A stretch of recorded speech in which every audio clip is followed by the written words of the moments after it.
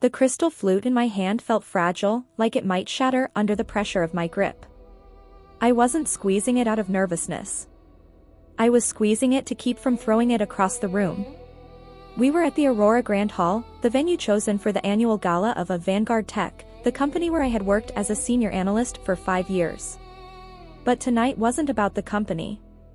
Tonight was, apparently, the coronation of Derek Vance.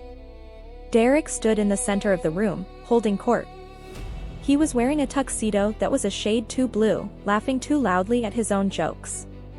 He was the regional director, a man who built his career on stealing ideas and stepping on fingers. And hanging onto his arm, looking more radiant than I had seen her in years, was my wife, Elena. She wasn't just standing next to him. She was leaning into him. Her hand was resting casually, possessively, on his bicep. She laughed at his joke, a joke I knew she had heard a dozen times, and tilted her head back, exposing the diamond necklace I had bought her for our 10th anniversary. "Look at them," a colleague whispered next to me. It was Sarah from accounting. She looked at me with pity. "Mark, do you want to go outside? Get some air." "I'm fine, Sarah," I said, my voice flat. "I'm just admiring the view." "Mark." Derek's voice boomed across the room. The conversation circle parted like the Red Sea. He waved me over with a dismissive flick of his wrist, like he was summoning a waiter. "Come here, buddy. Come celebrate." I walked over. The walk felt like it took an hour. I could feel the eyes of 300 employees on me. They knew. Everyone knew. In a corporate environment, secrets travel faster than fiber optics. They knew my wife was sleeping with the boss to secure his promotion and her own status. "What can I do for you, Derek?" I asked, stopping just outside his personal space. "Doesn't she look gorgeous tonight?" Derek asked, sliding his arm around Elena's waist. He squeezed her. Elena didn't flinch. She smiled. A cold, practiced smile. "She looks lovely," I said. "She's been a great support," Derek said, winking at the crowd. "Behind every great man, right? She's been helping me prep for the board meeting tomorrow." The big reveal. When they announce me as the new VP of Operations, I owe half of it to this lady right here. To the new VP, someone shouted. Glasses clinked. Elena finally looked at me. Her eyes were hard. There was no love there. There hadn't been for a long time. There was only calculation. "Mark," she said, her voice dropping so only the immediate circle could hear. "Can you hold my purse? It's heavy." She shoved her clutch into my chest. I caught it by reflex. "Thanks, sweetie," she said, turning her back on me to whisper something in Derek's ear. Laughter. Ripples of it. The husband holding the purse while the wife flirts with the boss. It was a scene straight out of a high school nightmare, but played out with 6-figure salaries. I turned and walked toward the balcony. I needed air. The smell of Derek's expensive, musky cologne mixed with the scent of roasted lamb was making me nauseous. I stepped out into the cool night air. The city lights of Chicago sprawled out below us. It was beautiful. It was expensive. It was exactly the kind of life Elena wanted. The glass door behind me slid open. I didn't turn around. I knew the sound of her heels. Click, clack, click. "You're embarrassing me," Elena said. I turned slowly. She was standing there, arms crossed, the city wind catching her hair. "I'm embarrassing you?" I asked calmly. "Elena, you're practically sitting in his lap in front of the entire division." "I'm networking, Mark," she snapped. "That's what successful people do. We build alliances. We secure futures. Something you wouldn't understand." "Is that what we're calling it now?" I asked.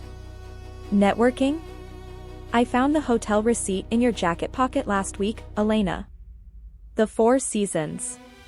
Tuesday afternoon. I was at work." "You were networking?" She didn't deny it. She didn't cry. She didn't apologize. She just sighed, as if I were a child who had asked a stupid question.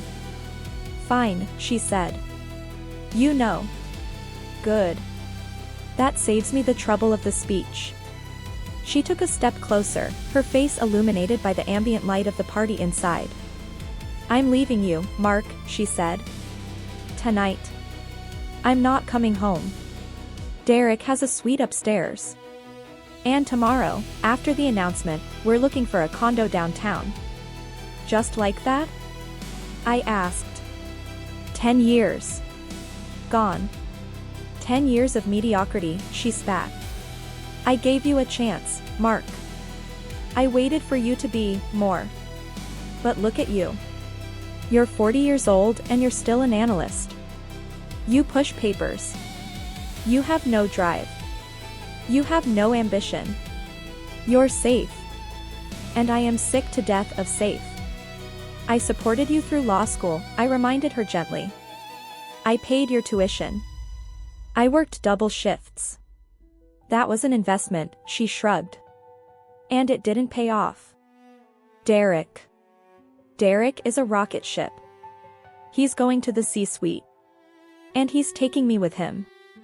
I deserve to be on the winning team, Mark. I deserve a life that matters. You think Derek loves you? I asked. I think Derek loves winning, she said. And having me on his arm is a win. We understand each other. We're predators, Mark.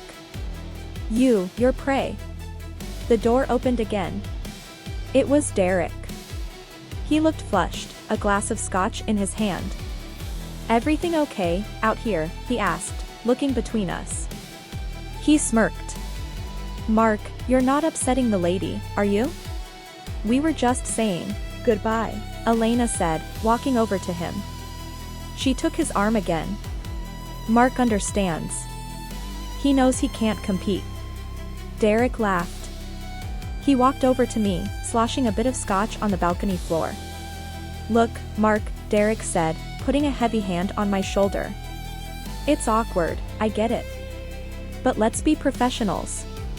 Actually, let's not. He leaned in close. His breath smelled of alcohol and arrogance. I was going to wait until Monday, Derek said. But since we're clearing the air, consider this your notice. My notice? I repeated. You're fired, Mark, Derek grinned. Termination 4, let's call it cultural incompatibility. I can't have my girlfriend's ex-husband moping around the office. It kills the vibe. Pack your desk on Monday. Security will escort you out. Elena laughed. A cruel, tinkling sound. Oh, Derek.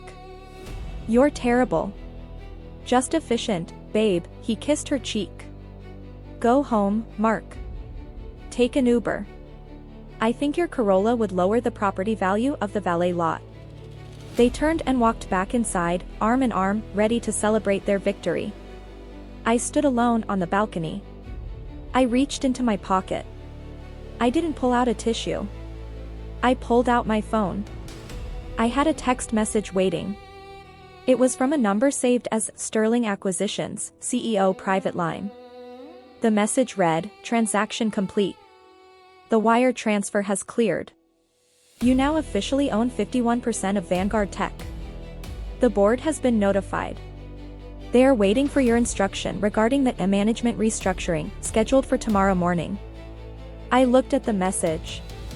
Then I looked through the glass at Derek and Elena, who were now dancing in the center of the room. They looked so happy. So sure of themselves. They thought they were the predators. I typed a reply, confirm the meeting. 9 a.m. And ensure Derek Vance has a front row seat. I want to see his face. I put the phone away. I didn't feel sad. I didn't feel broken. I felt like a hunter who had just set the trap and was watching the wolves walk right into it. I walked back into the party, placed Elena's heavy purse on a random waiter's tray, and walked out the front door. I didn't take an Uber. I walked around the corner to where my driver was waiting in the Maybach I usually kept garaged to avoid suspicion. "Home, sir?" the driver asked. "No, James," I said, leaning back into the leather seats. "Take me to the office. I have some paperwork to prepare for my new employees." The conference room A on the top floor of Vanguard Tech was designed to intimidate. It was a glass cage suspended 40 stories above the street, with a table made of black granite that looked less like furniture and more like a tombstone. At 8:55 a.m., Derek Vance was sitting at the head of that table. He was spinning a gold pen in his fingers, leaning back in the leather chair that belonged to the CEO. He looked like a king waiting for his crown. My wife, technically, still my wife for the next few legal weeks, sat in the chair to his right. She shouldn't have been there. She wasn't an employee. But Derek had insisted. "I want you there when they make it official, babe," he had said. "You're the first lady of ops now." The rest of the table was filled with the board of directors. 6 men and women in gray suits who looked tired, bored, and slightly agitated. They kept checking their phones. They knew something Derek didn't. I stood outside the glass doors, adjusting the cuffs of my suit. It wasn't the off-the-rack polyester blend I usually wore to blend in as an analyst. It was a bespoke Tom Ford, charcoal gray, tailored to the millimeter. I had stopped pretending. I swiped my keycard. The reader chirped a cheerful green beep. I pushed the heavy glass doors open. The sound of Derek's laughter cut off instantly. He looked up, his smile twisting into a sneer of genuine annoyance. "Jesus, Mark," Derek groaned, dropping his pen on the granite. "I thought I told you. You're terminated. Security was supposed to revoke your access. Did you tailgate someone in here? That's trespassing." Elena didn't look at me. She looked down at her notepad, tracing circles with a pen. She looked embarrassed for me. "I'm not here to cause a scene, Derek," I said calmly, closing the door behind me. The latch clicked shut with a heavy, final sound. "I'm here for the 9 a.m. meeting." "The meeting is for executives," Derek laughed, looking around the table for support. "Can someone call security? Seriously. This is pathetic." He's obviously having a breakdown. Nobody moved. The board members sat like statues, their eyes fixed on the center of the table. "Mark, please," Elena hissed, finally looking up. Her eyes were cold, pleading with me to salvage whatever dignity she thought I had left. "Just go. Don't make this harder than it has to be. You're fired. Accept it.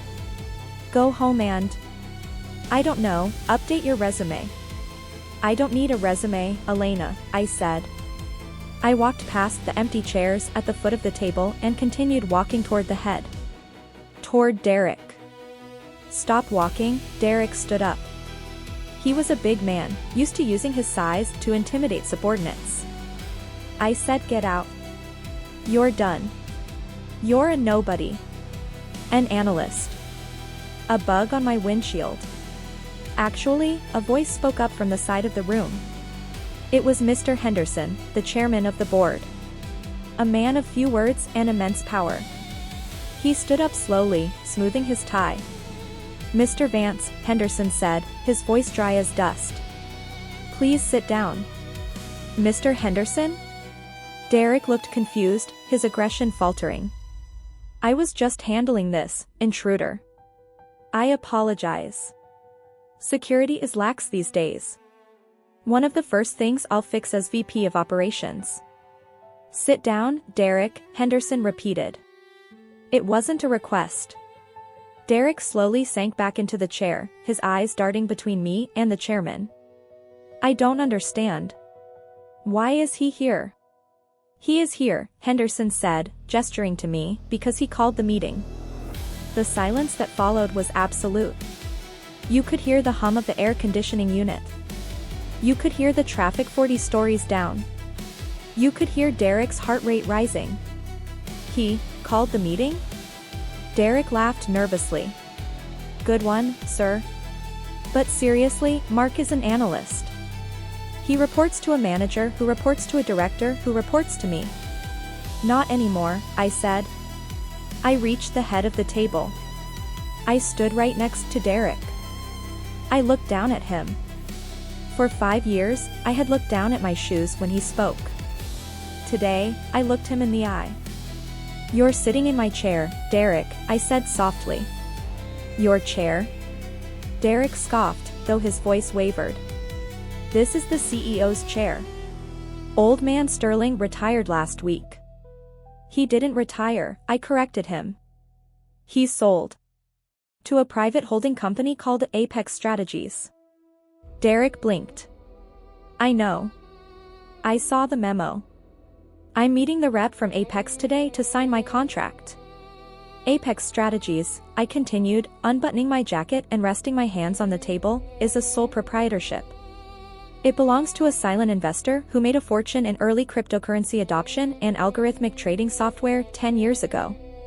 An investor who decided to work a low-level job at a tech firm to understand the industry from the ground up before buying it. I leaned closer. I am Apex Strategies, Derek. Derek's face went through 5 stages of grief in 3 seconds. Denial. Anger. Confusion.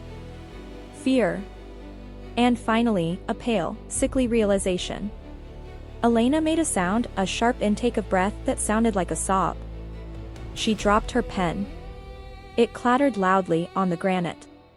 No, she whispered. That's impossible. We checked your accounts. During the divorce prep. You have a savings account with $12,000 and a checking account with $3,000. I have personal accounts with that amount, I nodded at her. Because I live modestly. But Apex? Apex is a corporate entity. And its assets are substantial. I looked at the board. Mr. Henderson, if you would. Henderson slid a thick document across the table. It landed in front of Derek. The acquisition was finalized at midnight, Henderson stated formally. Mr. Mark is the majority shareholder and the new acting CEO of Vanguard Tech. All executive decisions now defer to him. Derek looked at the document. He looked at the signature at the bottom. Mark A. Sullivan, CEO. You? Derek stammered. He looked at me, searching for the weak, submissive employee he had bullied for years. He didn't find him. You played us. You were a spy. I was an employee, I said. I did my job. I filed my reports. And I watched. I watched you steal credit for Sarah's work in accounting. I watched you harass the interns. I watched you pad your expense reports with the client dinners that were actually dates with my wife. I turned to Elena. She was shaking. Her hand was covering her mouth. I watched you too, Elena, I said. I watched you treat the waiters at the company gala like dirt. I watched you laugh when Derek fired me. I wanted to see who you really were when you thought I had nothing. Mark, Elena choked out. She stood up, her chair scraping. She reached out a hand to touch my arm, the same arm she had ignored last night. Mark, listen. You have to understand. I was pushed. I was confused. Derek manipulated me. He told me you were holding me back. Sit down, Elena, I said coldly. I'm not finished. She sat. She looked like a child being scolded. Now, I said, turning back to Derek. Let's talk about your promotion. Derek straightened up, a glimmer of hope returning to his eyes. The survival instinct of a corporate sociopath is a fascinating thing. He thought he could pivot. He thought he could negotiate. Right, Derek cleared his throat. Okay. Wow. You're the boss. Well played, Mark. Seriously. Respect. Look, we have history, but business is business. You need a VP of Ops who knows the lay of the land. I know this company better than anyone. I can run the day-to-day while you handle the strategy. We can be a hell of a team. He smiled. It was the smile of a man trying to sell a car with no engine. I do need a VP of Ops, I agreed. Someone with integrity. Someone who inspires the team. Exactly, Derek nodded vigorously. That's me. No, Derek, I said. That's Sarah from accounting. Sarah? Derek's jaw dropped. She's a bean counter. She has no vision. She has honesty, I said. Which brings me to the audit. I pulled a USB drive from my pocket and placed it on the table. Last night, after you fired me, I came back to the office, I said. I didn't pack my desk. I accessed the executive server with my new clearance codes. I found that as shadow accounts you've been running for the last 2 years. The color drained from Derek's face so fast he looked like a corpse. The vendor kickbacks? I asked. The inflated invoices for consulting fees paid to a shell company registered in your brother's name? It totals about $400,000, Derek. The board members gasped. Henderson looked furious. That's a misunderstanding, Derek whispered. I can't explain. You can explain it to the police, I said. They are waiting in the lobby. Police? Derek squeaked. Embezzlement is a felony, Derek, I said, checking my watch. And since you used company wire transfers, it's federal. I believe the FBI calls it a wire fraud. I pointed to the door. Get out of my chair. Derek didn't move. He looked paralyzed. Now! I shouted. The volume made Elena jump. Derek scrambled up. He looked around the room, wild-eyed. Elena? Elena, tell him. We did this together. You helped me set up the accounts. The room froze again. I turned to Elena slowly. She was staring at Derek with pure hatred. You liar, she screamed. I didn't know anything about the money. I just wanted the promotion. She signed the incorporation papers for the shell company, Derek spat, looking at me. If I go down, she goes down. She's the registered agent. Is that true, Elena? I asked. Elena looked at me, tears streaming down her face, tears of terror, not remorse. I didn't know it was illegal, Mark. He told me it was a tax optimization strategy. I just signed what he gave me. Please, you have to believe me. I'm your wife. My wife? I laughed. Last night, on the balcony, you told me I was a prey. You told me I was a mediocre. You were leaving me for the rocket ship. I looked at Derek, then at Elena. Well, I said. The rocket ship is crashing. And you're both strapped in. The double doors opened. 2 agents in windbreakers marked FBI stepped in. Derek Vance, one of them asked. Derek slumped. He looked broken. He let them handcuff him without a fight. As they dragged him out, he looked back at Elena. Call my lawyer. I don't have a lawyer, she screamed back. The agents left with Derek. The room was quiet again. Elena stood there, trembling. She looked at the board members, who were deliberately looking away. Then she looked at me. She smoothed her dress, wiped her eyes, and tried to compose herself. She took a step toward me. Mark, she said softly, using her seduction voice, the one she used when she wanted me to buy her jewelry. Okay. This is a lot. But he's gone now. It's just us. We can fix this. I can help you run this place. We're a team, remember? 10 years. You want to stay? I asked. Yes, she nodded eagerly. I want to be by your side. Where I belong. Okay, I said. You can stay. Her face lit up. Really? Yes, I smiled. But not here. Not in this office. Not in my house. I picked up the phone on the conference table and dialed a number. Security? Yes, this is the CEO. I have a trespasser in the boardroom. A non-employee. Please escort Ms. Elena out of the building. And revoke her guest pass permanently. Elena's jaw dropped. Mark, no. You can't. I have nowhere to go. I gave up my apartment lease this morning because Derek promised we were moving downtown.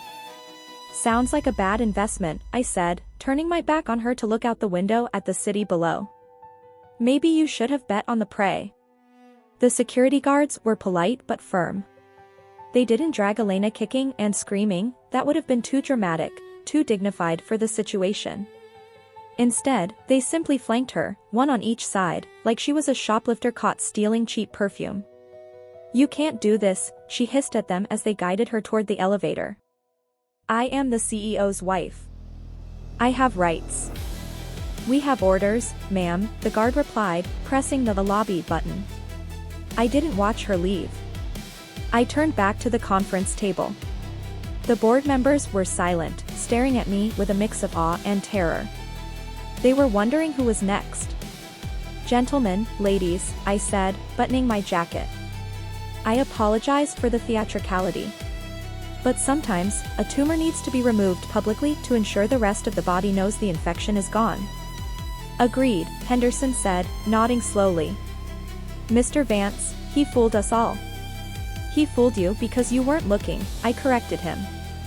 You were looking at profits, not principles. That changes today. I looked over at the corner of the room where Sarah from accounting was standing. She had been summoned during the chaos to provide the financial files. She was clutching a binder to her chest, looking terrified. Sarah, I said. She jumped. Why yes, Mr. Sullivan? You caught the discrepancy in Q3 last year, didn't you? I asked. The vendor invoices. You flagged them. I did, she stammered. But Derek told me I was mistaken. He said it was a glitch. You weren't mistaken, I said. You were the only person in this building doing your job. That's why you're the new interim VP of operations. Sarah's eyes went wide. Me? But I'm just a senior accountant. And yesterday, I was just an analyst, I smiled. Titles are irrelevant. Competence is everything. Take Derek's office. Burn the furniture if you want. Just get the books clean. Yes, sir, she beamed, standing a little taller. I walked out of the conference room and down the hall to my old desk, the cubicle in the bullpen. My cardboard box was still there, half-packed from when I had mentally prepared to leave. I picked up a framed photo from the desk. It was a picture of me and Elena from 5 years ago, smiling on a beach in Mexico. We looked happy. Or at least, I did. Looking closer now, I could see her eyes wandering, looking past the camera, looking for something better. I took the photo out of the frame. I dropped the picture into the shredder bin. I kept the frame. It was good quality wood. I could put something else in it. Maybe a picture of my dog. Or just a blank piece of paper. Anything was more honest than that smile. Epilogue, 8 months later. The coffee shop on Fifth Avenue was crowded, the morning rush in full swing. I stood in line, checking the stock ticker on my phone. Vanguard Tech was up 22% since the restructuring. The ethical rebranding had worked. Clients liked transparency. Next, the barista called out. I stepped up to the counter. Large black coffee, please. That will be $5 and... The voice trailed off. The hand holding the scanner froze. I looked up from my phone. It was Elena. She was wearing a green apron that was stained with espresso. Her hair, usually perfectly blown out, was pulled back in a messy, frizzy ponytail. She looked tired. Not the tired of a socialite who partied too late, but the bone-deep exhaustion of someone working minimum wage to pay rent. Mark, she whispered. I looked at her. I felt nothing. No anger. No satisfaction. Just the mild surprise of seeing someone you used to know from a past life. "Hello, Elena," I said politely. "Just the coffee, please." "Mark, wait," she said, leaning over the counter. Her eyes were desperate. I heard about the company. You're on the cover of Fortune this month. The undercover tycoon about. It was a good article, I said, tapping my card on the reader. Beep. I'm living in a studio in Queens, she rushed the words out, ignoring the line of angry customers forming behind me. Derek testified against me. He told the feds I was the mastermind. I lost my license, Mark. I can't practice law. I'm working double shifts here just to buy groceries. That sounds difficult, I said, taking the receipt. It is, she hissed. Mark, please. I know I messed up. But punishment is supposed to end, right? Can't you help me? Just a loan? Or a job? I could work in legal at Vanguard? I know the files. I looked at her one last time. I thought about the balcony. I thought about the word pray. We don't hire people with a criminal record, Elena, I said calmly. It's a new company policy. Cultural incompatibility. Mark, she cried out as I grabbed my cup. I was your wife. I stopped and turned back. No, I said. You were an investor. And you sold your shares at the bottom of the market. I walked out of the shop and onto the busy street. A black town car was waiting at the curb. The driver opened the door. To the office, Mr. Sullivan? Yes, James, I said, getting in. And take the long way. I want to enjoy the view. As the car pulled away, I saw Elena through the window of the coffee shop. She was being yelled at by her manager for holding up the line. She put her head down and started scrubbing the counter. I rolled up the tinted window. The city looked bright today.